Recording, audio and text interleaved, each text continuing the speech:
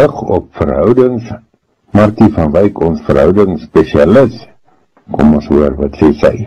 Welkom by Lig op Lig, waar ons spesifiek die lig laat val op ons interpersoonlike verhoudings. Luisteraar, ons kyk na al die verskillende aspekte van ons lewe, deur die lense van ons verhoudings, want die lewe draai om ons koneksies. Die rede hiervoor is omdat binne ons verhoudings die plek is waar ons in ons menswees vervulling, vreugde en sukses beleef. Dit is die plek waar ons die ingebore behoefte wat ons het aan koneksie en vertroue en aan ondersteuning kan bevredig en waar ons dit kan uitleef. As Christene reflekteer ons verhoudinge dit waarin ons glo en die waardes waarvolgens ons leef. Ons verhoudinge moedig ons aan om liefde te gee en liefde te ontvang.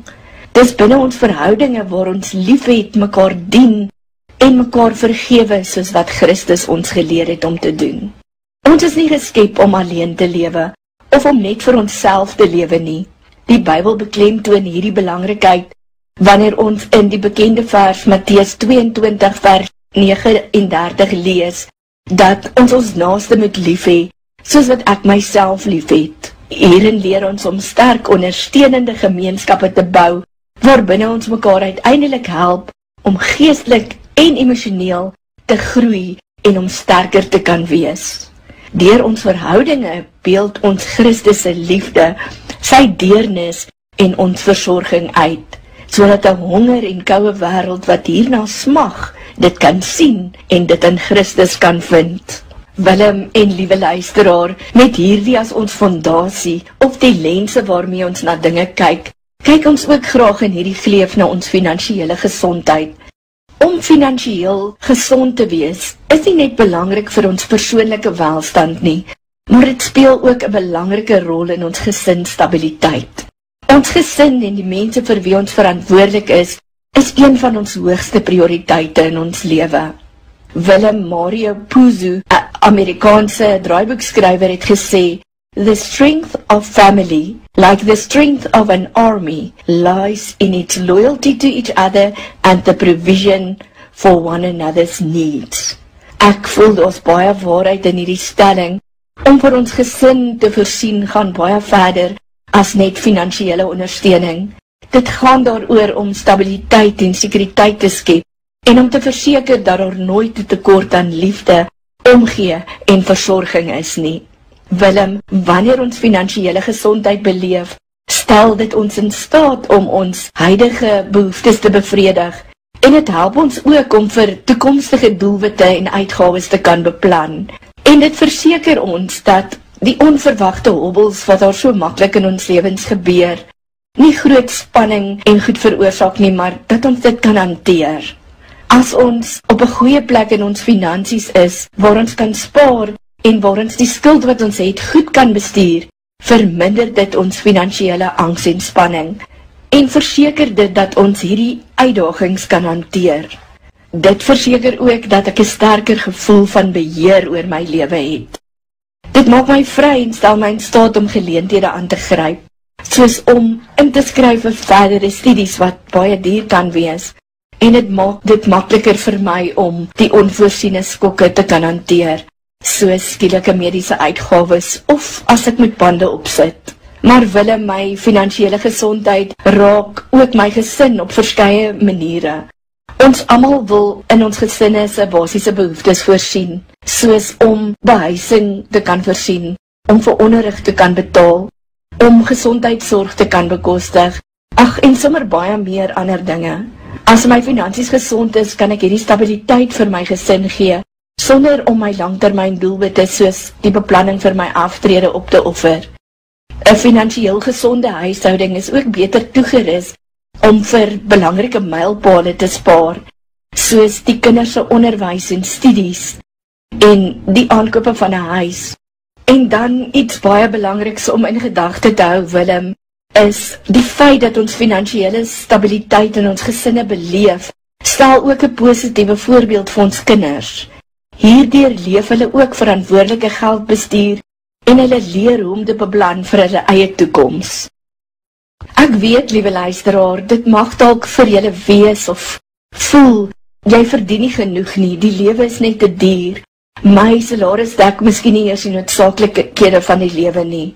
En ek weet, jy mag miskien dink dat 'n terugslag wat jy beleef het van tevore, of 'n finansiële teleurstelling, of 'n slegte besluit dalk, dat jy dalk voel dat jy nooit gaan herstel nie, of dat dit te veel skade gedoen het, om ooit weer op 'n goeie plek te kom. Luisteraar, ek is heeltemal bewus daarvan, dat ons in baie moeilike finansiële tye lewe.